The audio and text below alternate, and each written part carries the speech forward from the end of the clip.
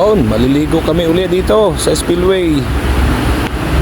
Ayan, mga kasama, si nanay, asawa ko at Rachel at dalawang pamangkin. Miss na maligo. Alright.